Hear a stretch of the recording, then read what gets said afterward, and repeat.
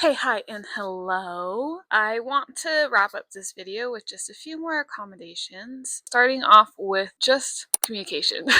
This is probably the scariest accommodation I had to put into place because it required me to really gather up courage and kind of put myself in a very anxious sort of situation. And I remember where I pulled my manager aside.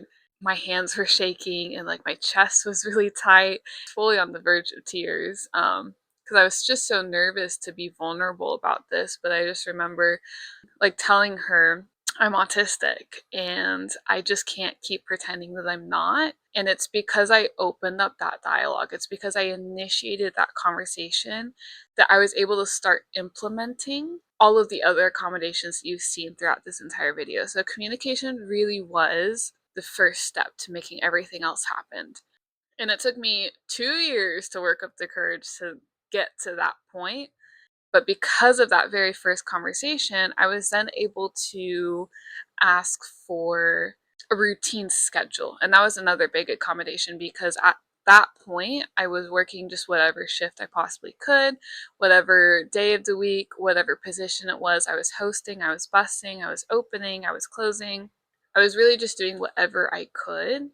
So the first accommodation that I remember asking for was to have a predictable schedule. I needed something that would stay consistent week to week so that I could go into that work week knowing exactly what was expected of me. And so now I work Thursday, Friday, Saturday, Sunday, every single day of every week, and I work the same shift at 6:30, which is the opening shift. So it's very predictable.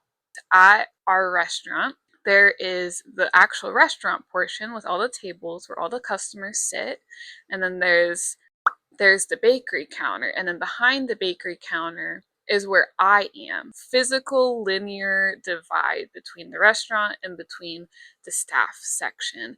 And I always stay behind that line. I used to do a lot more work out on the floor where the customers were. And slowly over time, as I'm getting more familiar with my limits and my boundaries, I'm realizing just how overwhelming it is to be in that part of the restaurant. There are windows surrounding the entire place, so there's a lot of lights happening, there's a lot of noise and overlapping voices because of all the customers chatting. Everything is just moving at a really fast pace. Whereas behind the bakery counter, everything is kind of insulated, so all the sensory experiences kind of feel like they're in a bit of a bubble. And so, as long as I don't cross that line very often, I can usually just keep myself sane. Maybe a coworker will ask me, "Hey, can you make a drink?" I'll make them a latte, and then I'll say, "Oh, your drink is ready," and then they will take it back out to the table where the customers are. And so I will still pitch in whatever way that I can, but I only do what I'm comfortable with. For the most part, I'm very uncomfortable being on the restaurant floor. Some days I can still manage it if there's not a lot of customers, if it's not too busy, or if I'm just in a good state of mind. If I feel like I'm in a healthy state of mind, then I might be able to do it without much problem. But for the most part, I stay behind the bakery counter because that's what I'm comfortable with.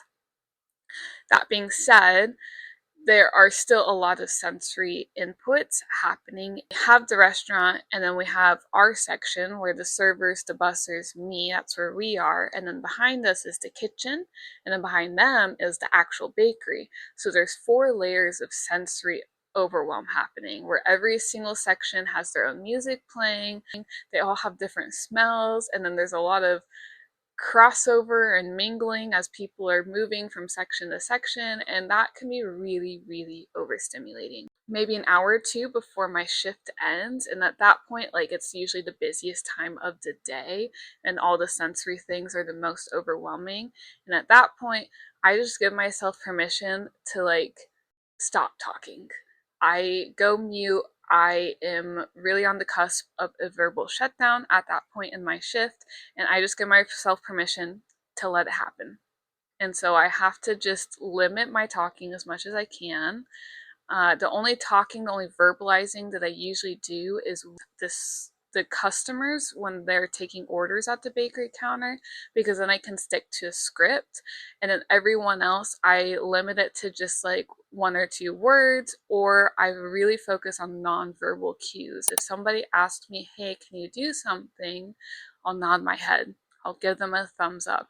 If they ask, hey, like, did this thing get done? I'll shake my head and I'll just leave it at that. So lots of nonverbal cues really help me get through the last 1 to 2 hours of every shift to help me conserve my energy.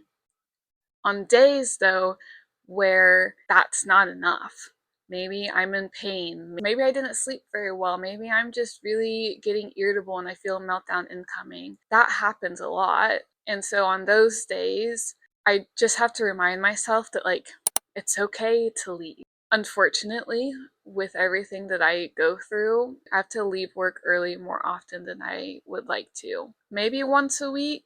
I try to limit it to that, and usually I can get away with that. But then I just remind myself, like, it's better to leave work an hour too early than end up going into a meltdown and then feeling miserable for the next 3 days straight, because that's what meltdowns do to me. Some days, though, if I don't actually think that I need to leave work, I might just ask to go to the stockroom, do some organizing, do some cleaning. I might go to the office, do some side projects in the office for the last hour of my shift, and sometimes that works out too.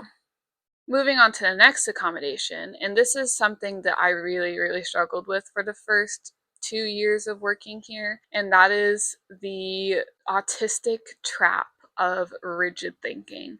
I just always thought that things needed to be done in a very specific way, and if other people didn't do it in that specific way, then it was a failure. And then I would get frustrated by it if people didn't plate the pastries the right way, if they didn't put the pastries in the right order on the display shelf. But like, I had to teach myself that it's okay if things get messy, right? Like, these rigid rules that I had in my head, they're only in my head. You know, they didn't apply to everybody else. They were just things that I had created to help me make sense of this job. I couldn't expect every single other employee to know the exact way that my brain works.